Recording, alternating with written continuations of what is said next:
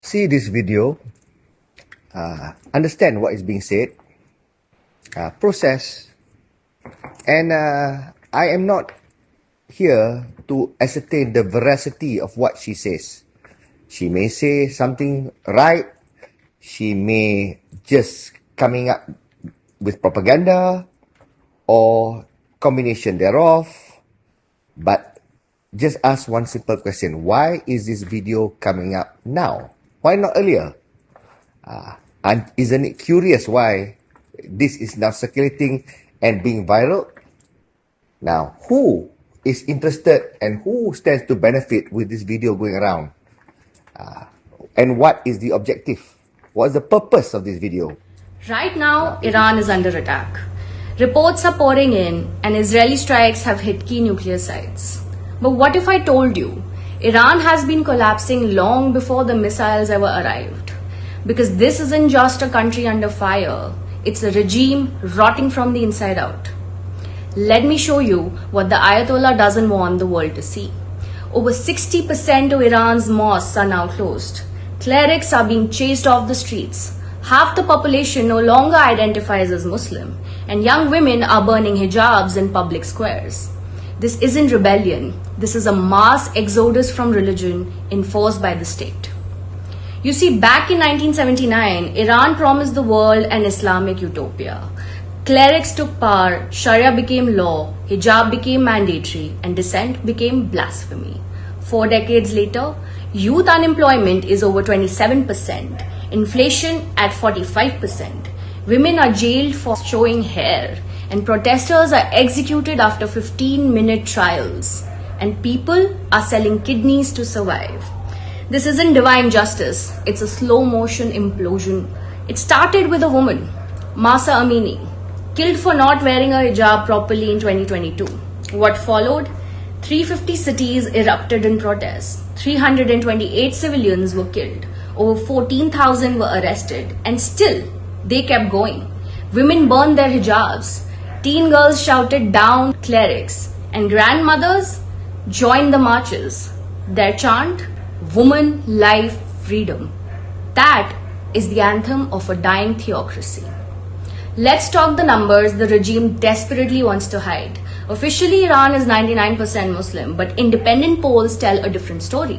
Only 40% still identify as Muslim. 47% say they've left the religion. Among 20 to 29-year-olds, it's over 52%. That's not religious revival. That's spiritual rebellion. People are turning to agnosticism, atheism, ancient Persian faiths, Zoroastrianism, anything but state-mandated Islam.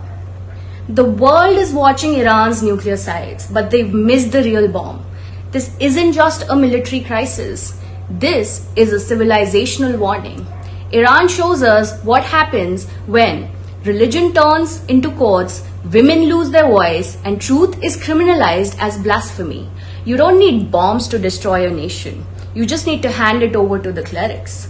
The Ayatollah's regime isn't just under attack. It's actually being rejected by its own children. Because when you try to rule through fear and God, you eventually lose both. And when karma comes for theocrats, it doesn't knock. It levels the door. Now, it is to vilify Iran. It is to destroy Iran's capability and believing that Iran is on its way to a path of destruction. Why? Who controls the media of the world?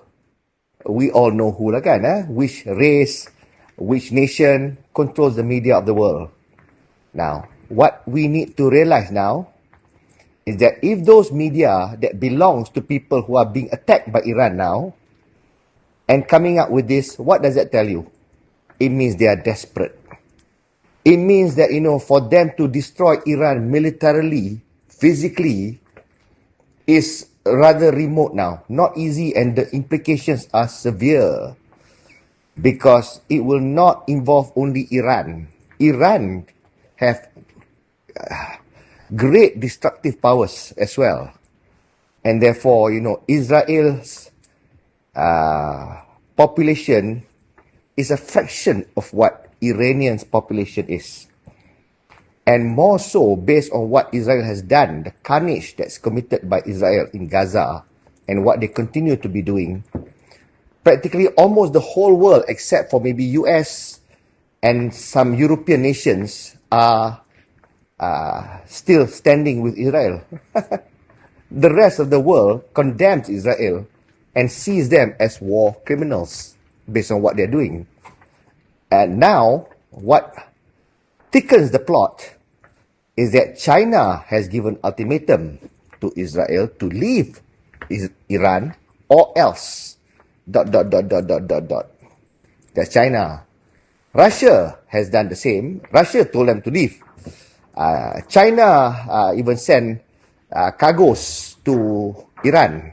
Russia told them leave Iran.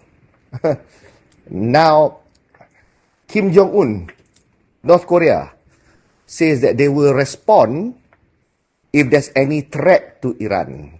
Militarily, Turkey dah kata nak join. So, Pakistan also will join. So now, based on what's happening now, there's about only, based on my count lah, there could be more, 5 countries already say that they will get involved militarily if Iran is nuked. So now, for Israel, that option of nuking has great implications. You nuke Iran, there's nothing stopping the other neighboring countries or even Iran. Kalau Iran, let's say, tak ada nuke lagi lah, don't nuke or can't destroy Israel, the neighboring countries and the countries that's pro-Iran will nuke Israel. So therefore, it will be catastrophic to humankind. So many innocent Iranians and innocent Israelis will perish. That is something that is, that's going to be something that's unthinkable. But now, how else now to destroy Iran? Not so easy. Iran can reduce Israel to a rubble. And their Iron Dome, iron macam mana? So many went through. You know, a big missile, you stop 95%, so 5 goes in, that 5 does damage. So all Iran needs to do is to send 500, then there's 25. Send 5,000, there's 250. Enough to flatten Israel pun. And Iran can produce these missiles, hypersonic missiles, cheap. Iron Dome to thwart these missiles costs 10 times more. So Iran can just drain Israelis' money by just sending non-stop. So Iran has extended an olive branch to tell Israel that, look, if you want to talk peace now and don't attack, okay, so we stop the aggression. We can stop. Tapi Israel is very proud and they are banking on the fact that they can arm twist US in order to join the war. They want that. Now, if US join the war, US got nothing to benefit from it. Americans will die, and there will be terror struck in US. Anytime, the Americans will be sitting ducks. Because if Iran is nuked, you don't know who and which country will strike. So therefore, America cannot even be seen as complicit with what Israel plans to do to Iran. There are great implications, and any American president to do this will definitely be kicked out of office. So Trump also got to evaluate his options.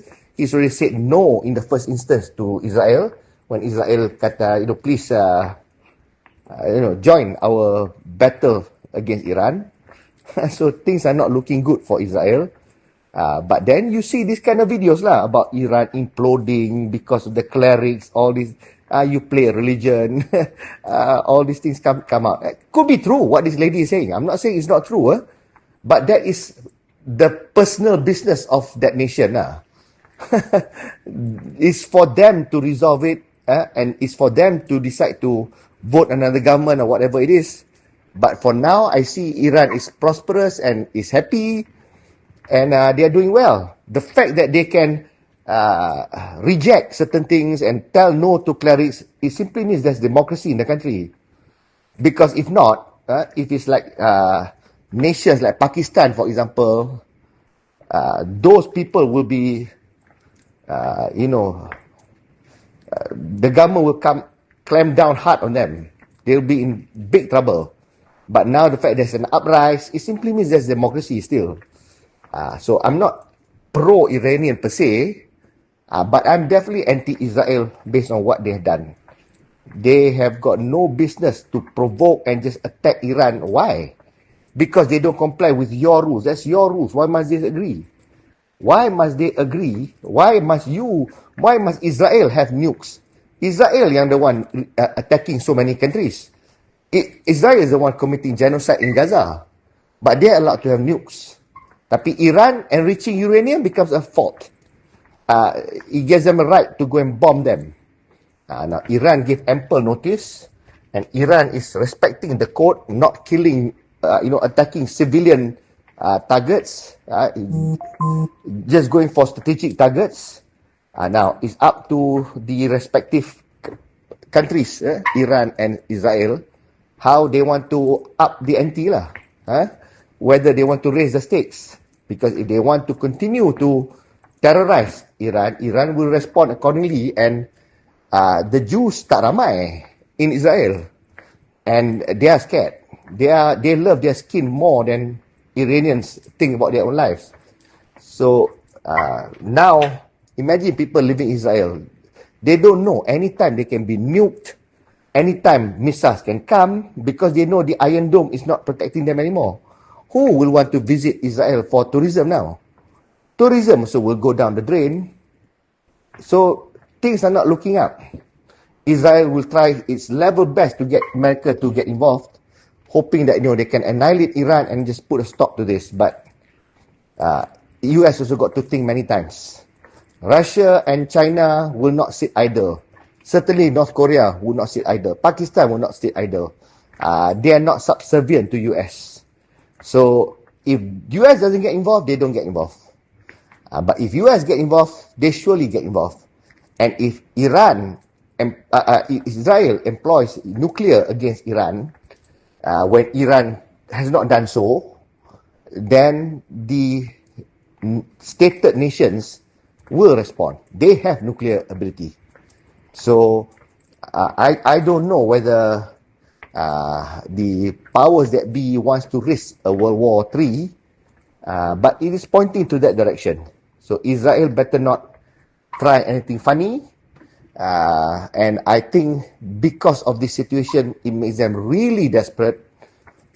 And all these kind of videos now is circulating about Iran imploding because of clerics. That's laughable as far as I'm concerned. A heartfelt light. To every soul whose hand did give, you've helped me dream, helped me live.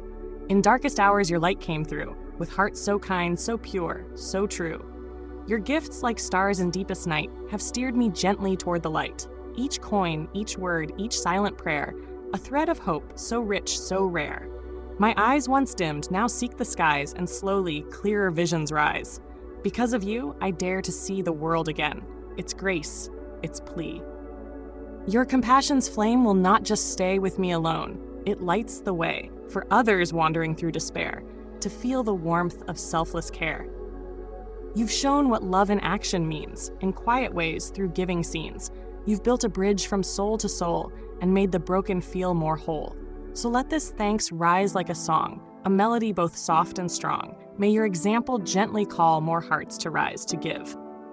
To fall into the joy of lifting pain, of planting hope where none remains. Your kindness walks beside me still, a light, a love, a living will.